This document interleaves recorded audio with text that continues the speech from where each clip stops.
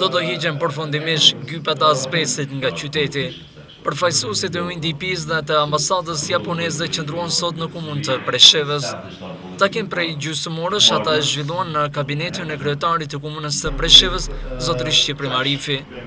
Temë diskutimi gjatë këtij takimi me përfaqësuesit e UNDP-s dhe të ambasadës së Japonisë ishin emigrantët në Preshevë që vinin nga linja e mesme vendeve të tjera për të shkuar për në Europë. Mirëpo tema e diskutueshme dhe rëndësishme për qytetarët e komunës së Preshevës ishte se së shpejti do të fillojë projekti i rëndësishëm për ujin e peshëm në Preshevë, ku gypat e ujit të azbestit do të hiqen tërësisht nga përdorimi dhe do të zaventohen me gypa më modern që nuk dëmtojnë shëndetin e njeriut. Ky lajm ishte i pritur nga njeriu i parë i kësaj komune Shqiprim Arifi, i cili shpreh falënderues ambasadës japoneze që do financojë tërësisht këtë projekt shumë të rëndësishëm për banorët e komunës së Preshevës dhe ky është një lajm i mirë.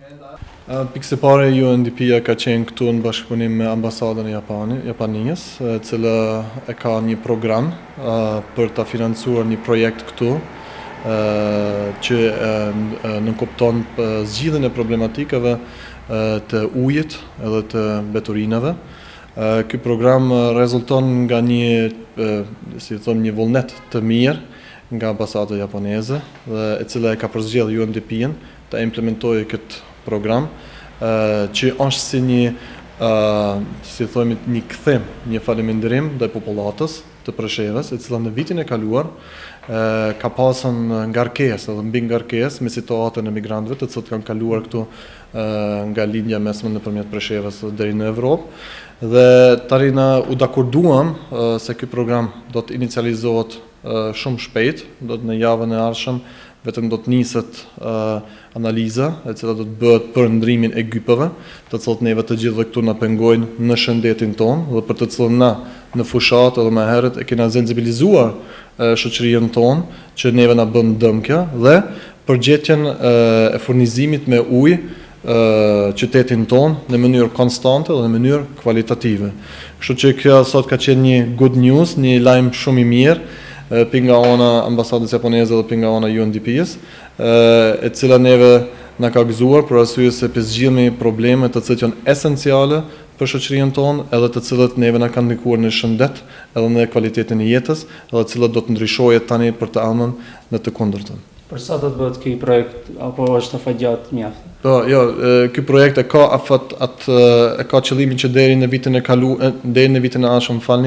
të implementohet, për këtë arsye do të startojmë shumë shpejt tani dhe do ta shohim në detajet teknike. Kena me koordinu në të ardhmen përmes një koordinatorit tonë dhe koordinatorit të tyre, i cili ka me marrë komplet me detaje teknike dhe tani aty shifët në detaje se sa ka me zgjatë sakt. Pas këtij takimin e mori në prononcim Sasha Petrović, menaxheri i programit UNDP-s. Sa gospodinom Arifijem, predsjednikom opštine Preševo, pričali smo o budućoj saradnji između programa Ujedinjenih nacija za razvoj, koji sprovodi veliki program